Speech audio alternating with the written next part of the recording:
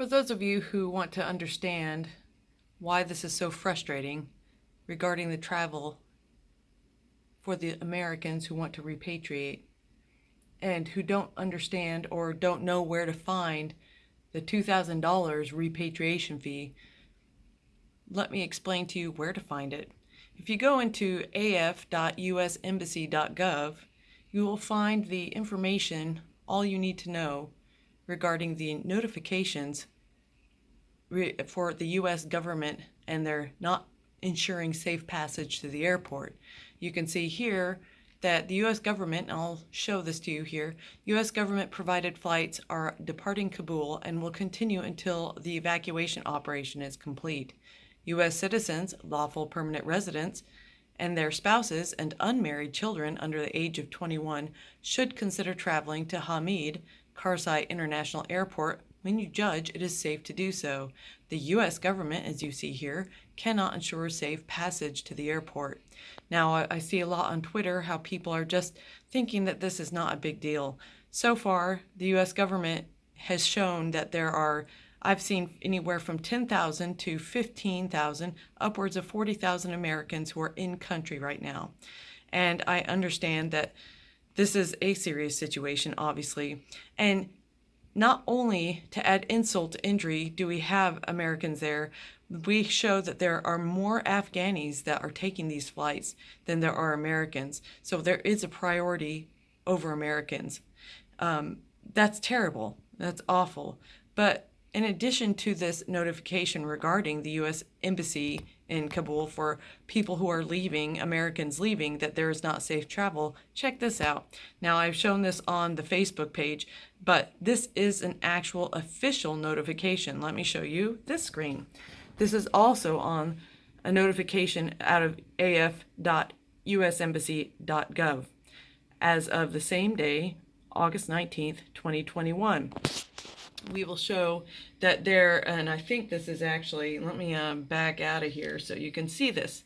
This is absolutely disgusting.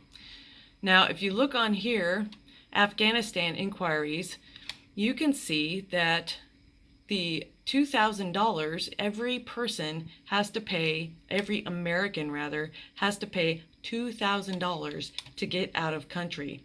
And I will show you that this is just an absolute disgusting.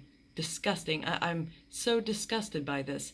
So the security alert, actually, this is from August 14th. So before they even left, before any of this even happened, they said, oh, you want to leave? Oh, yeah, well, you know what? You're going to have to pay $2,000 to get out.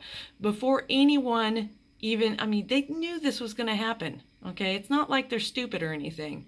Well, I'm beginning to wonder, all those war college graduate generals, good old Millie up there, oh, we didn't know that this was going to happen this fast. I'm sorry, it doesn't take a war college graduate to know that this was going to happen. All those war college graduates too busy focusing on the woke agenda up there. I'm sorry, but it doesn't take a war college graduate to know that this was going to happen. Anyway, going back to this, U.S. citizenship. The U.S. Embassy will prioritize U.S. citizens for any charter flights, but they go on and say flight costs here, repatriation flights are not free.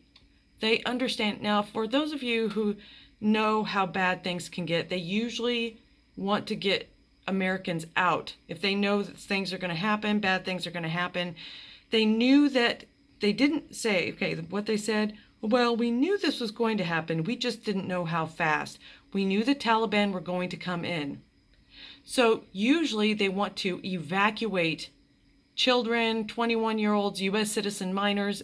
If you're a non-U.S. citizen parent or a U.S. citizen minor, anything like that, like it says in here, whether you have appropriate travel documentation into the U.S., anything like that, okay? If you do not have appropriate travel documentation, please identify an individual. It just goes on with this. You want to make sure that you have the information in there, et cetera, et cetera. Here's the thing that kills me. They evacuate they want to identify and evacuate people who are in danger prior to getting anything like this happening, so they're out of danger. They didn't do that. Flight costs. Repatriation flights are not free, and passengers will be required to sign a promissory loan agreement and may not be eligible to renew their U.S. passports until the loan is repaid. The cost may be $2,000 US or more per person. And they should have valid travel documents required for entry into the United States. But they're not doing that for the refugees, right? Not doing that, only for U.S. citizens. How many of you are upset about this? They didn't evacuate them. They're making them pay for this. They knew they were in danger, and now we have these Talibanis going door to door and saying and asking for their phones. And if they have any kind of Bible app on their phone, they're killing them on the spot. How about that?